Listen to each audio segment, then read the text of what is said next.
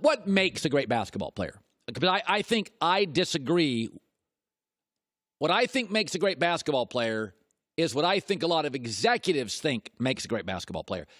What I think a lot of fans think is a great basketball player is different. Fans are into stats.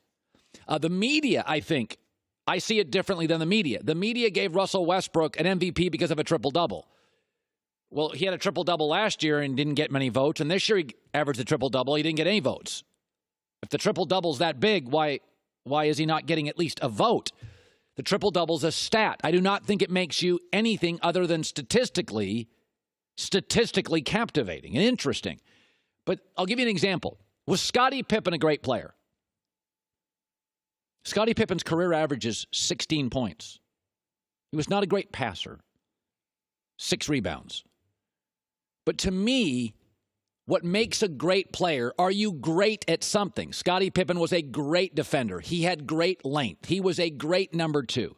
He was a great finisher. He was incredibly, greatly versatile. Scottie Pippen was not a stat monster. Scottie Pippen was a great player in the NBA. His stats offensively will never be close to Westbrook. He is a much better player than Russell Westbrook. Does stats make the player? I don't think they do. I'll give you another guy. Manu Ginobili is a Hall of Famer. His stats are average. He came off the bench. He won in Argentina. He won in San Antonio. Manu Ginobili is a great player. Scottie Pippen and Manu Ginobili were not great statistically. By the way, you know who was great statistically? Dominique Wilkins. I take Scottie Pippen over Dominique Wilkins. Dominique Wilkins averaged 25 a game. Great dunker. Didn't pass. I mean, you think Kawhi Leonard doesn't pass? Doesn't elevate others. Didn't play defense. Didn't have a lot of shooting range. He could dunk and he could score. I think Pippen's better than Neek. And they're both all-timers. I mean, they're both great players. But what makes a great player? I don't buy into the triple-double. It's a fascinating offensive statistic. But I think it can be manipulated. You can goose your stats. And I don't give a rip if my point guard rebounds. I don't care. In fact, I don't want him rebounding. I don't want him around the bigs. I don't want him around the basket. I want a big to rebound, get it out to my point guard who's 18 feet up the floor, and let's get moving on the break. I don't want my rebounding point guard. I don't want that.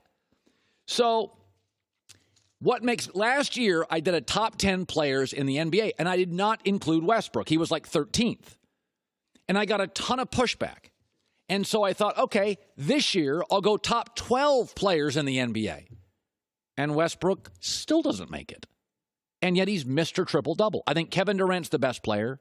LeBron will rebound next year and be the second best player. Giannis third. Steph Curry, Harden, Embiid, Kawhi, Anthony Davis, Paul George, Kyrie, Damian Lillard, and Klay Thompson. By the way, Russell didn't make the 10. He doesn't make the 12. And I also don't include Jimmy Butler because he can't get along with anybody. I'm sorry, it matters.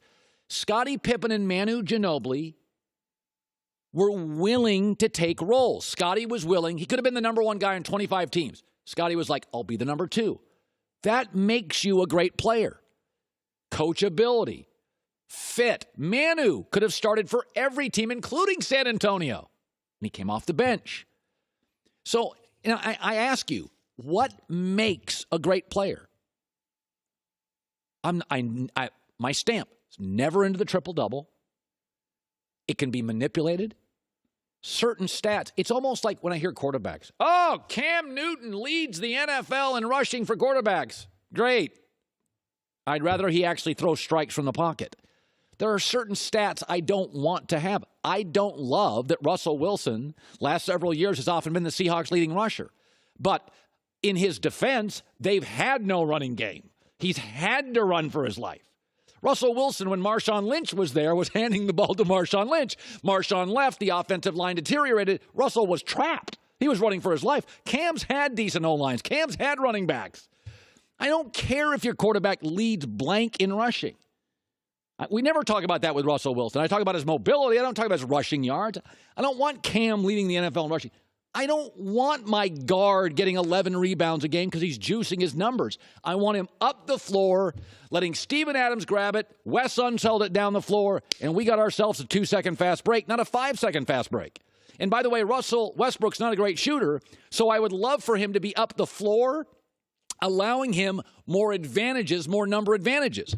Big rebound up. Instead, Russell gets the rebound and has to go 94 feet, and everybody can catch up, forcing Russell to shoot perimeter shots. I'd rather Russell get the ball at half court, boom, fly up the court and have number advantages and get more layups and dunks. That's his strength. So, my 12 players in the NBA, it's not a shot at Westbrook. It's just I didn't have him in the 10, but I don't have him in the 12. And yes, I have eliminated Ben Simmons from my top 10 and 12. Hi, everybody. Thanks for watching. Subscribe here to get the latest from the show. Also, be sure to check out more of the best clips from The Herd or go watch a few segments from other shows on FS1.